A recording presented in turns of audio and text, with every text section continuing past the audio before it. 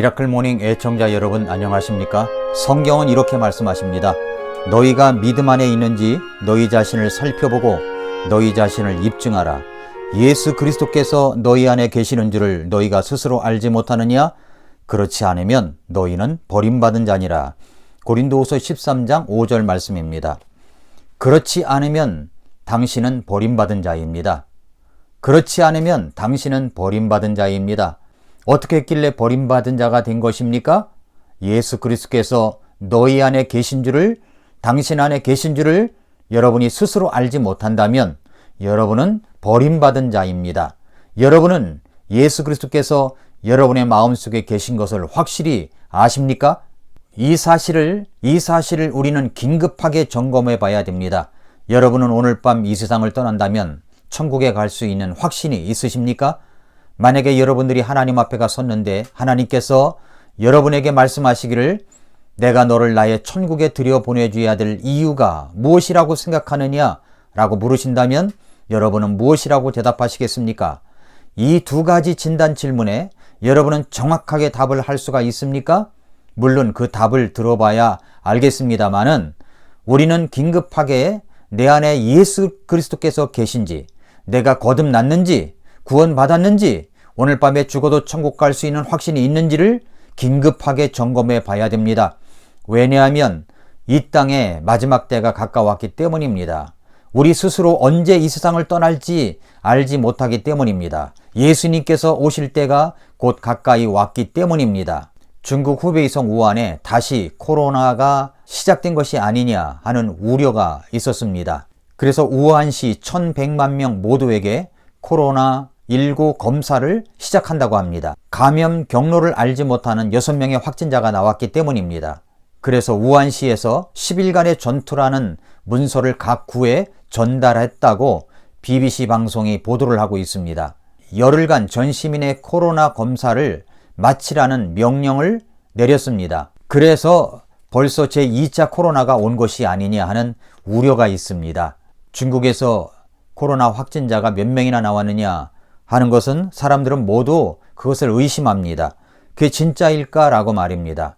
그것에 몇십 배를 더 붙여야 된다라고 이야기하는 사람도 있습니다만은 그러나 이번에 그런 중국이 우한시에 1100만 명이나 되는 사람들을 전부 다 코로나 검사를 한다고 하니까 그 심각성은 이루 말할 수가 없습니다.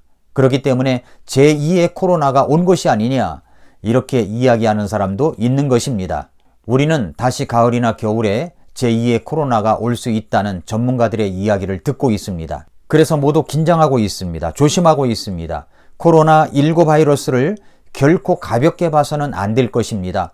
코로나가 잠잠해진다고 생각하니까 우리의 긴장감이 풀어지고 언제 코로나가 있었는가 싶을 정도로 그렇게 마음이 유연해지는 것을 우리 스스로가 느꼈을 것입니다. 그러나 이게 웬일입니까? 이태원에서 감염자가 이루 말할 수 없이 퍼져나가고 있습니다. 무증상 감염이 되기 때문에 이것이 얼마나 위험한지 모릅니다. 손자가 무증상 코로나 감염이 됐다면 집에 들어와서 할아버지 할머니에게 영향을 주어서 전염시킬 수가 있기 때문에 이게 무섭다는 이야기입니다. 젊은이들은 코로나에 걸릴 사람만 걸린다라는 생각이 지배적인 것 같습니다. 그래서 코로나에 대한 경계가 40% 정도밖에 안 된다고 하네요. 나머지는 정말로 이 코로나 바이러스의 위험성을 잘 인식하고 못하고 있는 것 같습니다. 그렇기 때문에 그렇게 이태원, 강남, 홍대 앞 이런 곳을 다니는 것이 아니겠습니까? 지금은 좀 더 조심해야 될 때입니다. 우리는 모두 지금 긴장하고 있습니다. 아직도 긴장의 끈을 놓치지 말아야 됩니다. 성경에 이런 기사가 있습니다. 누가복음 17장 26절부터 30절에 보면은 노아의 날들에 이루어진 것 같이 사람의 아들의 날들에도 그러하리라. 노아가 방주로 들어간 날까지 그들이 먹고 마시고 장가가고 시집가더니 홍수가 나서 그들을 다 멸하였느니라. 마찬가지로 롯의 날들에도 그와 같았으니 그들이 먹고 마시고 사고 팔고 심고 건축하였으되 롯이 소돔에서 나간 바로 그날에 하늘로부터 불과 유황이 비오듯 내려 그들을 다 멸하였느니라. 사람의 아들이 나타나는 날에도 그와 같으리라 라고 했습니다. 노아의 때에 이루어진 것 같이 사람의 아들, 바로 예수님께서 이 땅에 오실 때에도 똑같이 그런 것들이 이루어진다고 말씀하고 있습니다. 노아가 홍수가 온다는 경고를 받고 열심히 방주를 짓습니다. 주변 사람들이 그것을 봅니다. 사람들이 이야기하겠죠. 왜 노아 씨는 방주를 짓고 있습니까? 그럴 때 노아가 이야기하지 않았겠습니까? 곧 홍수가 들이닥칠 것입니다. 그러니 준비하십시오 라고 말하지 않았을까요? 그래도 사람들이 비웃고 어떤 생활을 보내고 있었습니까? 먹고 마시고 시집가고 장가 갔다고 이야기를 하고 있습니다. 노아가 방주에 들어가는 날까지 그렇게 했다는 것입니다. 그들이 먹고 마시고 장가 가고 시집 갔습니다. 그러니까 일상 속에서만 빠져 있어서 그렇게 살았다는 것입니다. 그 속에는 어떤 일상이 있었습니까? 여전히 죄악을 지으면서 그 죄의 습관대로 살아가는 일상이 있었다는 이야기입니다. 그것을 우리는 창세기 6장에서 발견할 수가 있습니다. 창세기 6장 1절부터 4절에 보니까 사람들이 지면에서 번성하기 시작하고 그들에게 딸들이 태어나매 하나님의 아들들이 사람들의 딸들과 또 그들이 아름다운 것을 보고 자기들이 택한 모든 자를 아내로 삼으니라. 주께서 이르시되 내 영이 항상 사람과 다투지는 아니하리니 이는 그도 육체이기 때문이라. 그럼에도 그의 날들은 120년이 되리라 하시니라. 당시의 땅에는 거인들이 있었고 그 뒤에도 있었으니 곧 하나님의 아들들이 사람들의 딸들에게로 들어와 그들이 저들에게 아이들을 낳았을 때더라. 바로 그들이 옛적의 강력한 자들 즉 명성 있는 자들이 되었더라 라고 했습니다.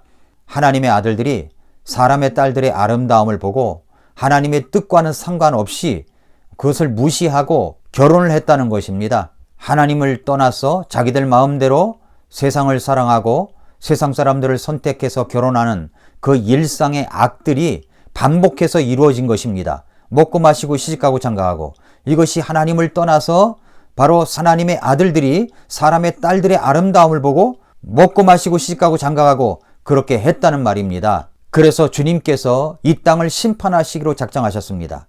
그런데 그 가정에서 하나님께서는 노아의 가정을 선택하시고 은혜를 입히셨습니다. 계속되는 창세기 6장 11절부터 13절에 보면은 땅도 하나님 앞에 부패하여 폭력이 땅에 가득하더라.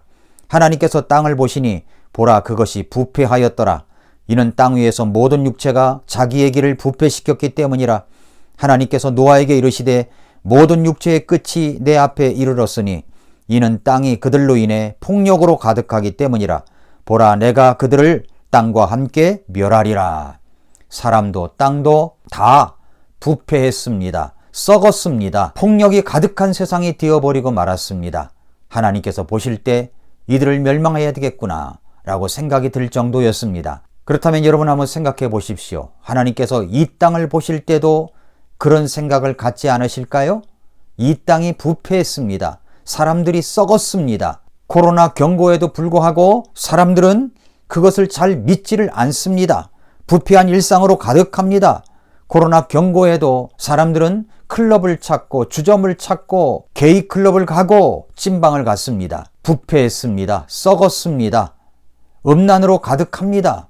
노아의 때의 사람들이 썩고 부패한 일상을 살아갔듯이 바로 지금의 사람들도 썩고 부패한 일상을 살아가고 있는 것입니다. 하나님은 이 땅을 심판하실 것입니다. 베드로후서 3장 10절에 그러나 주의 날이 밤에 도적같이 오리니 그날에는 하늘들이 큰 소리와 함께 사라지고 원소들이 뜨거운 열에 녹이며 땅과 그 안에 있는 일들도 불태워지리라 라고 했습니다. 이런 세상에서 만약에 오늘 밤에 이 세상을 떠난다면 여러분은 천국에 갈 수 있는 확신이 있습니까? 그러나 노아는 하나님의 은혜를 입은 자였습니다. 이 더럽고 썩어지고 부패한 그 세상 속에서도 그는 하나님의 명령을 받고 방주를 짓기 시작했습니다. 그러나 노아는 하나님의 은혜를 입었다고 하신 것처럼 부패하고 사악함이 가득한 이 세상 속에서 지금도 그렇게 썩어져가는 이 세상 속에서 노아처럼 은혜를 입고 믿음 가운데 있으며 오늘 밤에 이 세상을 떠난다고 할지라도 천국에 갈 수 있는 확신이 있느냐? 이것을 점검해 보란 말입니다. 여러분은 어떻습니까? 여러분의 가족은 어떻습니까? 여러분의 남편, 배우자는 어떻습니까? 여러분의 자녀들도 확실하게 믿고 천국에 갈 수 있는 확신이 있는가요? 롯의 때에도 마찬가지였습니다. 그들이 먹고 마시고 사고 팔고 심고 건축했습니다. 이것은 일상생활입니다. 이렇게 일상생활하는 건 뭐가 나쁩니까? 그러나 여러분, 그들이 어떤 태도로 어떤 마음가짐으로 그런 일상생활을 했는가를 봐야 됩니다. 오늘 본문의 28절 29절에 보아도 마찬가지로 롯의 날들에도 그와 같았으니 그들이 먹고 마시고 사고 팔고 심고 건축하였으되 롯이 소돔에서 나간 바로 그날에 하늘로부터 불과 유황이 비오듯 내려 그들을 다 멸하였느니라. 왜 그렇게 하늘에서 불과 유황이 비같이 내려서 소돔성 고모라성을 멸망시킨 것입니까? 그들이 부패했기 때문입니다. 그들이 썩었기 때문입니다. 그 근거를 어디서 볼 수가 있습니까? 하나님께서 소돔이라는 도시를 심판하시기 위해서 소돔성에 하나님의 사람 두 천사를 보냈습니다. 롯이 성문 앞에 앉았다가 두 사람을 보고서 반갑게 맞이하면서 이 저녁이 늦어지니까 자기 집에 가서 먹고 쉬라고 간곡히 이야기를 합니다. 그래서 그분들이 할 수 없이 롯의 집에 갑니다. 그리고 먹고 이제 쉬려고 하는데 그 집을 그 소돔성에 있는 남자들이 에워쌌습니다. 그리고 말하기를 그 남자를 이리로 데려오라고 이야기를 합니다. 그러나 그들이 눕기 전에 그 도시의 남자들, 곧 소돔의 남자들이 즉 늙은이든 젊은이든 사방에서 나온 모든 사람이 그 집을 에워쌌더라. 그들이 롯을 부르며 그에게 이르되 이 밤에 내게 온 남자들이 어디 있느냐? 그들을 우리에게로 데려오라. 우리가 그들을 알리라 하니 롯이 문에 있던 그들에게로 나가 자기들로 문을 닫고 이르되 원하건대 형제들아 이같이 악하게 행하지 말라. 남자들이 몰려와서 그 집에 들어간 손님 남자를 데리고 오라고 하니까 왜 악하게 하지 말라고 합니까? 그것은 그들이 한 말 속에 그 키가 달려 있습니다. 우리가 그들을 알리라. 우리가 그들을 알리라. 여기서 안다는 이야기는 성적인 결합을 이야기하는 겁니다. 그러니까 남자가 남자를 아는 이 동성애를 하겠다는 이야기죠. 이 남자들은 늙은이든 어린이든 청년이든 게이였습니다. 사회 전반적으로 이 게이들이 판을 치고 있었던 것입니다. 이런 악한 일상이 계속되면서 먹고 마시고 심고 건축하고 시집가고 장가가고 이것이 일어난 것이죠. 결국 하늘에서 불과 유황이 비같이 내려 이 소돔성을 불에 태워버렸습니다. 그러나 롯은 겨우 하나님의 은혜와 아브라함의 중보기도로 말미암아 몸만 빠져나오는 구원을 받은 사람이 되었습니다. 사랑하는 애청자 여러분, 하나님께서 이 도시를 볼 때 어떻게 하실 것이라고 생각하십니까? 이 서울시가 온통 남자가 남자와 더불어서 알아가는 이런 일들이 계속된다면 여러분 하나님께서 보실 때 이 서울은 하나님의 심판을 받아 멸망하고 말 것입니다. 노아의 때처럼 롯의 때처럼 그렇게 되지 않을까요? 베드로후서 3장 10절의 경고의 말씀을 우리가 유념해야 됩니다. 그러나 주의 날이 밤의 도적같이 오르니 그날에는 하늘들이 큰 소리와 함께 사라지고 원수들이 뜨거운 열에 녹이며 땅과 그 안에 있는 일들도 불태워지리라. 코로나 바이러스의 역병은 하나님의 심판입니다.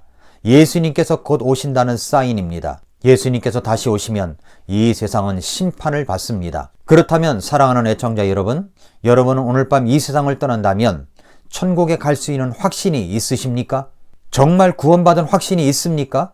거듭났습니까? 그래서 내일은 어떻게 하면 우리가 구원받은 것을 확인할 수 있는가?